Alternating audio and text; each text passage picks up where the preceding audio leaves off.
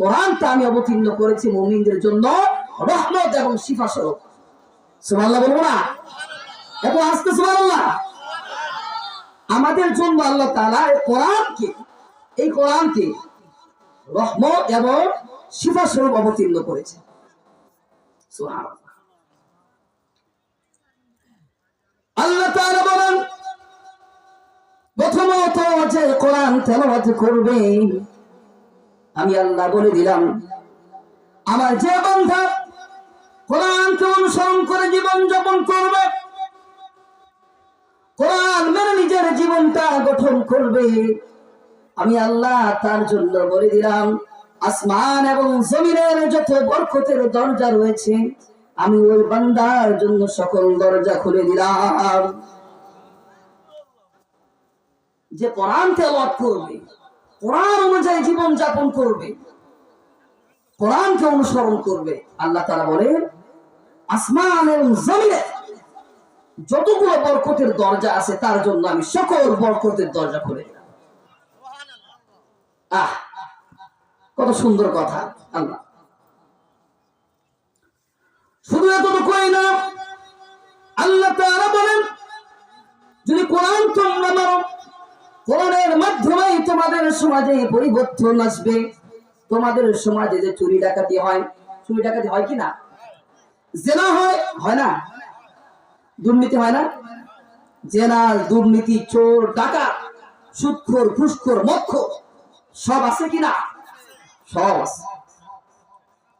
আল্লাহ তাআলা বলেন যদি তোমরা কোরআন অনুযায়ী জীবন যাপন করতে পারো, কোরআনকে অনুসরণ করতে পারো, তোমাদের সমাজটা একটা জিনিস দ্বারাই পরিবর্তন হয়ে যাবে। এই কোরআনের মাধ্যমে তোমাদের সমাজটা পরিবর্তন হয়ে যাবে। যেমন এক গ্রামে একজন মহিলা নির্জন রাস্তায় হাঁটতেছিল। নির্জন রাস্তায় হঠাৎ করে দেখে একজন যুবক আসতেছে। মহিলা ভয় কাঁপতে লাগলো, চিন্তা করতে লাগলো, হায় আল্লাহ, আমি কোন রাস্তায় আসলাম, কোন এলাকায় আসলাম, কোন মানুষ নাই, সামনে তো আমার যুবক, জানি না এই যুবক আমার সম্মান হানি করে কিনা। মহিলা ভয় কাঁপতেছিল।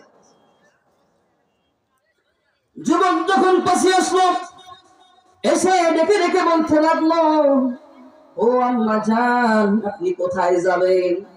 কি বলতে লাগলো? আম্মা জান কোথায় যাবে? মহিলা তো অবাক, আমি কি আশঙ্কা করলাম, কি চিন্তা করতেছিলাম, আর যুবক এসে কি বলে? আম্মা জান যখন কেউ বলবে তাহলে কি বুঝে আসে? তার অন্তরে কোনো খারাপ ধারণা থাকতে পারে?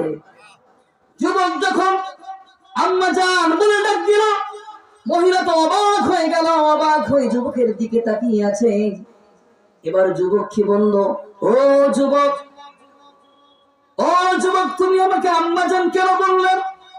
আবার যুবক বলল, আম্মা জান আপনি কোথায় যাবেন, আপনার বাড়ি কোথায়, আপনাকে আমি পৌঁছে দিব।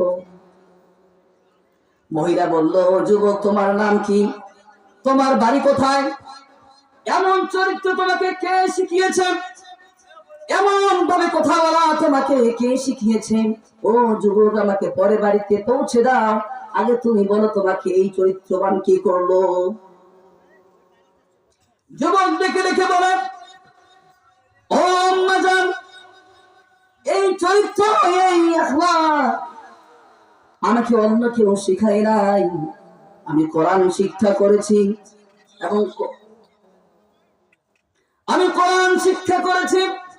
এবং কোরআনে পড়েছি। আল্লাহ তাআলা আমি যেখানেই থাকি না কেন আমার রব আমাকে দেখেন, দেখে কিনা? আমরা যেখানেই থাকি, আমরা যদি টয়লেটে থাকি, পাড়ের নিচে থাকি, ঘরে থাকি, খেতা বালিশে খেতার নিচে থাকি, যেখানেই থাকি না কেন আল্লাহ আমাদেরকে দেখেন। ওই যুবক বলল, ও আম্মা জান, আমি তো কোরআনে কারিমে পড়েছি, আমি যা কিছুই করি না কেন, যেখানেই থাকি না কেন আল্লাহ আমাকে দেখেন, আমি আল্লাহর ভয়ে গুনাহ থেকে বিরত থাকি, আমাকে কোরআন এই শিক্ষা দিয়েছে। কোথায় থেকে চরিত্রবান হয়েছে? কোরআন থেকে না? আমাদের সমাজে যদি কোরআন পরিচালিত হয়, কোরআন অনুযায়ী আমরা জীবন যাপন করি, তাহলে আমাদের সমাজে কি দুর্নীতি থাকবে, জিনাকারী থাকবে, নারীদেরকে অপহরণ করা যাবে? যাবে না। এ কোরআন না থাকার কারণে এমন কোন জায়গা নাই, এমন কোন জায়গা নাই যে জায়গায় দুর্নীতি চলে না, ঠিক কিনা? সব জায়গায় দুর্নীতি চলে না? আপনারা কি মনে করেন এই ওয়াজে স্টেজে দুর্নীতি চলে না? চলে।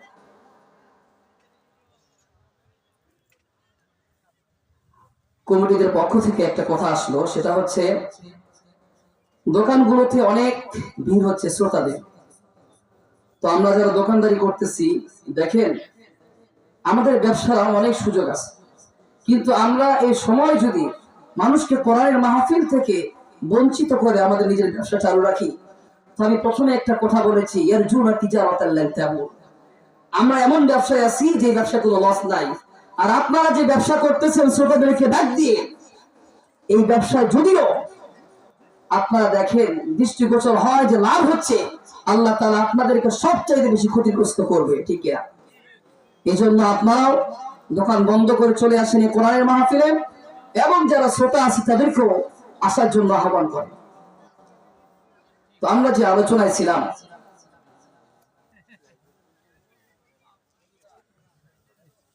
এই যুবক কোথা থেকে শিখছে? চরিত্র কোরআন থেকে, নাকি?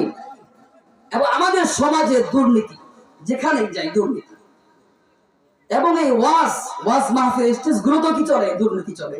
এখন কম চলে দেখা যায়, কিন্তু বিগত বছরগুলো আলেম ওলামাদেরকে হক কথা বলতে দিত না। শুধু ওয়াজের প্যান্ডেলেই না, মসজিদের মেম্বারেও আলেম ওলামাদেরকে হক কথা বলতে দেওয়া হতো না। অধিকাংশ মসজিদগুলো সভাপতি, সেক্রেটারি, ক্যাশিয়ার সুদখোর, মদখোর, ঘুষখোর, ঠিক কিনা? আমি সবগুলো মসজিদের কথা বলি নাই, কিন্তু অধিকাংশ।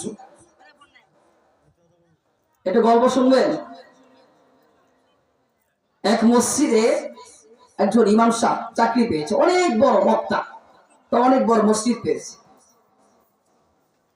ইমাম সাহেব মসজিদ পাওয়ার পর চিন্তা করে, আল্লাহ তাআলা আমার ভাগ্যে এত বড় একটা মসজিদ দিল, এত বড় একটা সমাজ দিল, আমি এই সমাজকে পরিবর্তন করবো ইনশাআল্লাহ। নিয়ত করছি এই সমাজকে পরিবর্তন করব।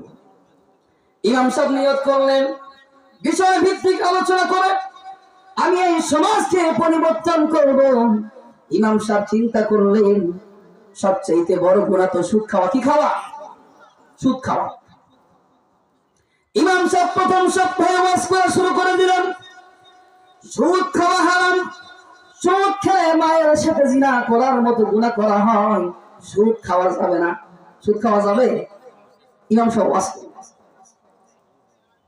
ওয়াজ শেষ করে যখন ইমাম সাহেব মসজিদ থেকে বের হতেছে,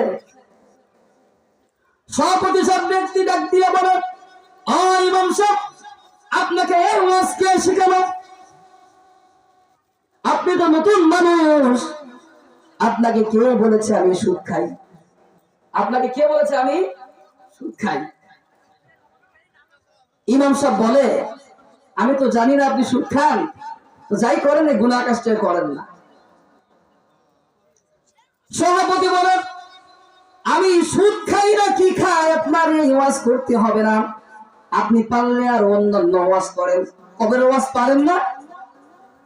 জান্নাতের ওয়াজ পারেন না? জাহান্নামের ওয়াজ পারেন না? এত ওয়াজ থাকতে এই সুদের ওয়াজ করতে হলো আপনার প্রথম সপ্তাহে।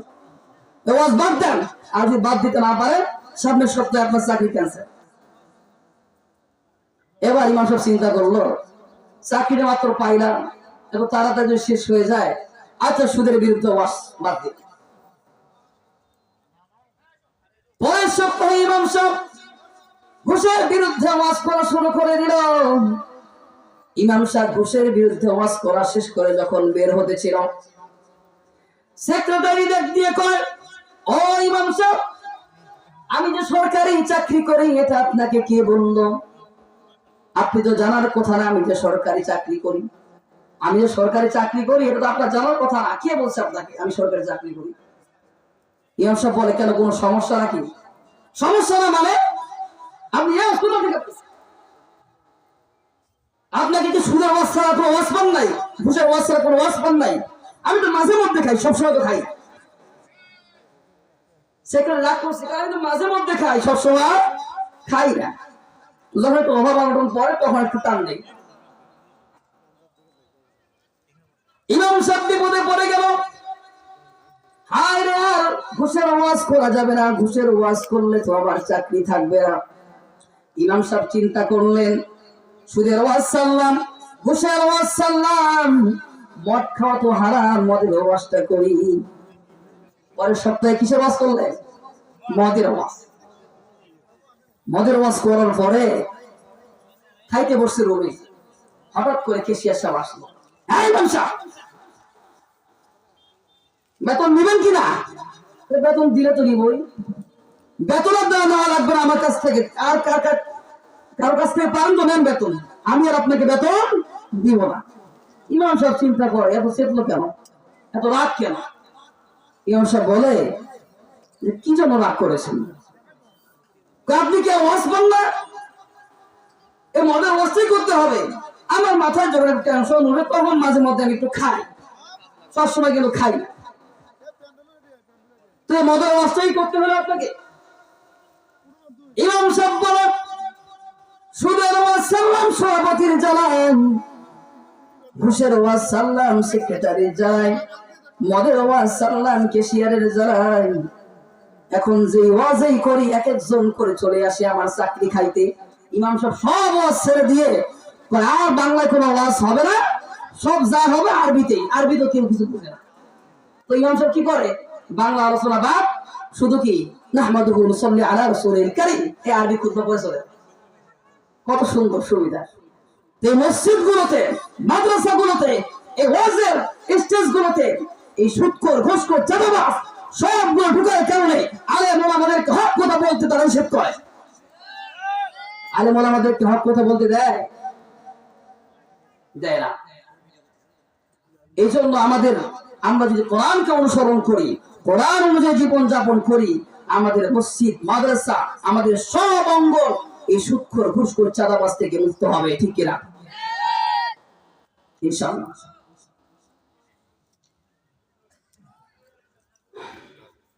আল্লাহ তাআলা বলেন, মানুষের অন্তরে মরিচা ধরে। কি ধরে? মরিচা। এই মরিচা দুইটি জিনিস দূর করে। একটি হলো মৃত্যুর চিন্তা, আরেকটি হলো কোরআন তেলাওয়াত। কি তেলাওয়াত?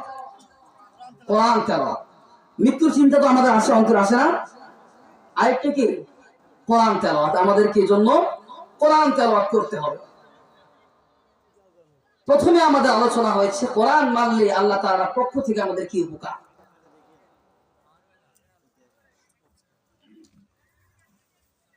আমরা যুবক ভাইরা কোরআন মানতে চাই না, কোরআন অনুযায়ী জীবন যাপন করতে চাই না।